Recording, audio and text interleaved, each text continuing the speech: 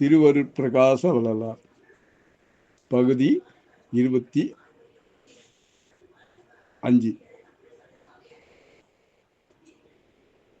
சொற்பொழிவு தந்த சிறப்பு.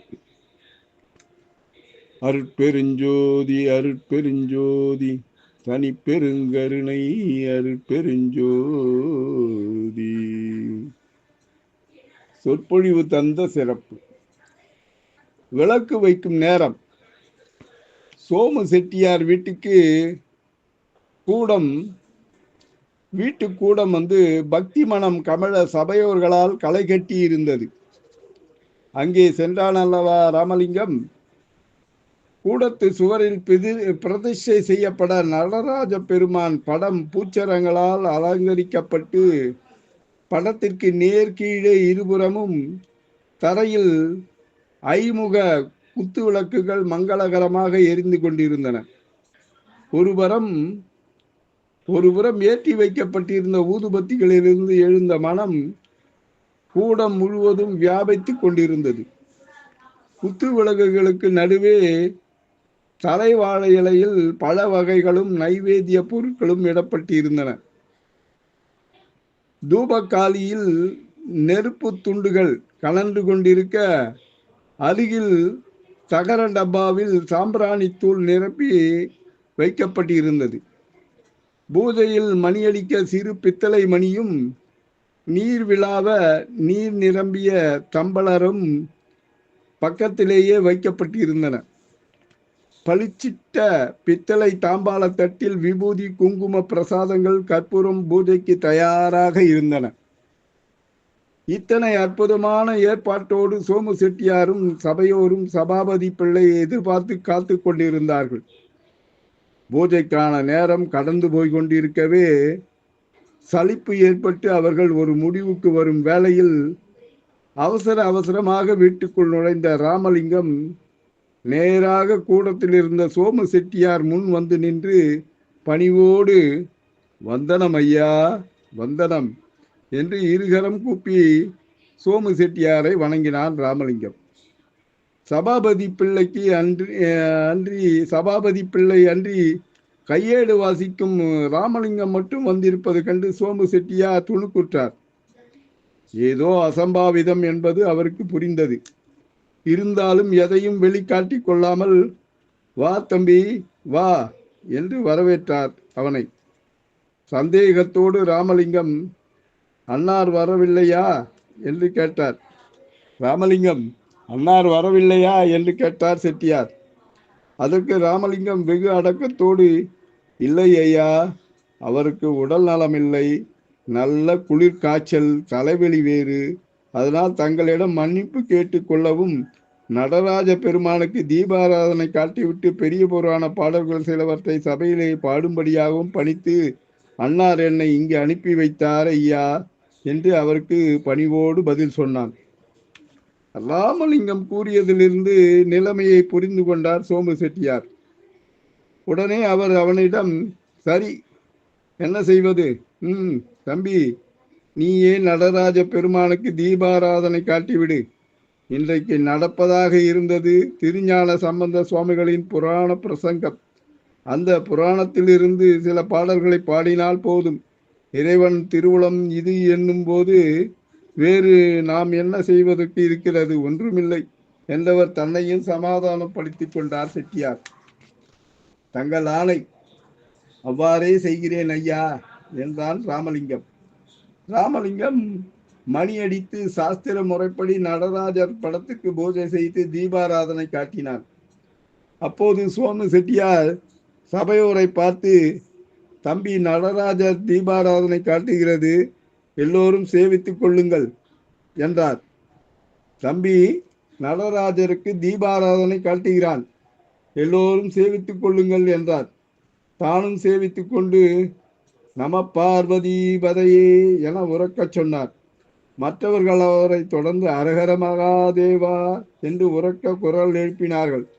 தீபாராதனை தட்டில் இருந்த கற்பூர ஆரத்தியை கண்களில் ஒட்டி கொண்டு விபூதி குங்கும பிரசாதத்தை நெற்றில் இட்டு கொண்ட ராமலிங்கம் அப்படியே சோமு செட்டியார் தொடங்கிய சபையோரிடம் தீபாராதனை தட்டை நீட்டினான்.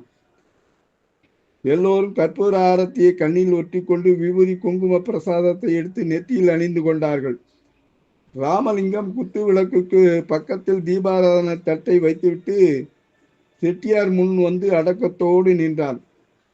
உடனே சோமு செட்டியார் சபையோரை பார்த்து, எல்லோரும் அமைதியாக அப்படியே உட்காருங்கள் என்றார். சபையோர்கள் தரையில் விரித்திருந்த ஜமுக்காலத்தில் வரிசையாக உட்கார்ந்தார்கள், ஒழுங்குபட அமர்ந்தார்கள். செட்டியார் ராமலிங்கத்திடம் அன்போடு, தம்பி ராமலிங்கம், நீ மேடையில் அமர்ந்து திருஞான சம்பந்த பெருமான் புராணத்து பாடல்களை பாடலாம் என்றார். ராமலிங்கம் உடனே உத்தரவு ஐயா என்று ராமலிங்கம் மேடைக்கு சென்று அதில் விரித்திருந்த கம்பளத்தில் பணிவோடு அமர்ந்தான். சோமு செட்டியாரும் மேடையில் சற்று தள்ளி அவன் பக்கத்தில் வந்து அமர்ந்து கொண்டார். ராமலிங்கம் ஒரு கணம் கண்ணை மூடி தியானித்தான். பிறகு கண் விழித்து சபையோரை பார்த்து, ஆன்ம நியாய சபையோர்களுக்கு என் வந்தனம் என்று கூறி கைகுவித்து வணங்கிவிட்டு மீண்டும் அவன் பேசத் தொடங்கினான். இன்று என் அன்னார் செய்ய வேண்டிய பிரசங்கம் அடியேன் செய்ய வேண்டி நிகழ்ந்தது. திருவருள் ஆணை, திருஞான சம்பந்த சுவாமிகளின் புராணத்தில் சில பாடல்களை பாடி வரும்படி அன்னார் கட்டளையிட்டு இங்கே என்னை அனுப்பி வைத்தார்கள். செட்டியார் அவர்களும் அதற்கு ஒப்புதல் தந்தார்கள்.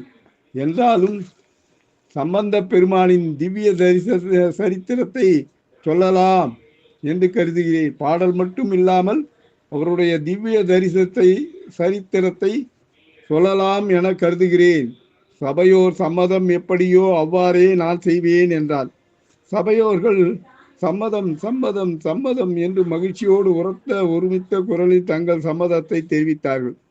சோமு செட்டியாரும் சம்பந்தர் சரித்திரத்தை சொல் தம்பி என்றார் அவனிடம். ஆணை, அவ்வாறே செய்கிறேன் என்ற ராமலிங்கம் முதலில் பெரிய புராணத்து கடவுள் துதியை ஓதுவோம் என்று சொல்லிவிட்டு பாடத் தொடங்கினார்.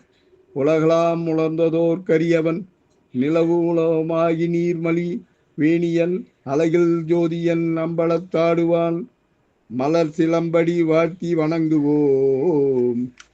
கடவுள் வாழ்த்தை பாடி முடித்த ராமலிங்கம் தன் சொற்பொழிவை தொடங்கினான். சபையோர்க்கு மீண்டும் என் வந்தனத்தை சொல்லிக் கொள்கிறேன் என்று தன்னுடைய வந்தனத்தை சொல்லி சம்பந்தர் சரித்திரத்தின் முன்னுரையை மொழிகிறேன் என்றார். பெரிய புராணத்தில் பாதி வரலாறு திருஞான சம்பந்தரது வரலாறு. சமயக்குறவர் நால்வருள் முதலாவதாக வைத்து எண்ணப்படுபவர் திருஞான சம்பந்தர். அவருடைய சரித்திரத்தை சிந்தித்தும் வந்தித்தும் பாடுகின்றார் சேக்கிழார். திருமுறைகளில் முதலாவது திருஞான சம்பந்தர் வாக்கு. திருஞான சம்பந்தர் வயதில் சிறியவராயினும் ஞானத்தில் பெரியவர். தம்முடன் கைலைக்கு வந்த சேரமான் பெருமாள் நாயனாரை உள்ளே அழைத்து செல்லவில்லை சுந்தரர். ஆனால் சம்பந்தர் தன் திருமணத்துக்கு வந்த அத்தனை பேருக்கும் சிவலோக காட்சியளித்தார். அத்துணை கருணை உள்ளம் படைத்தவர் சம்பந்தர். கருணை வேறு ஞானம் வேறு என்று சிலர் சொல்லுகிறார்கள். அது பிழை. ஞானத்தின் பயன்தான் கருணை. இதை திருவள்ளுவர் கூறுகிறார். அறிவினால் ஆகுவதுண்டோ பிரிதென் நோய், தன்னோய் போல் போற்றாக்கடை. பிறர் துயரை தம் துயரமாக எண்ணி இறங்குவதுதான் நல்லறிவுக்குரிய இலக்கணமாகும். அந்த நல்லறிவே ஞானம். அந்த ஞான வடிவம் ஞான சம்பந்தர் என்று கூறுகிறார் சேக்கிழார். சுப்பிரமணிய சுவாமியை அப்படி சொல்லுவார்கள். ஞானமே வடிவானவர் முருகன். ஞான சம்பந்த சுவாமியை பூசனை செய்தால் ஞானம் வரும்.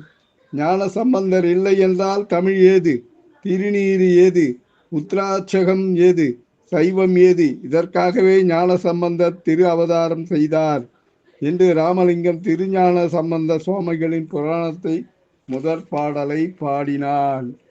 அது என்னவென்று நாளைய பகுதியில் பார்க்கலாமா? வள்ளலார் திருவடிகளே சரணம். பக்தியுடன் எம் தடிகானந்தம், சேந்தமங்கலம். வணக்கம்.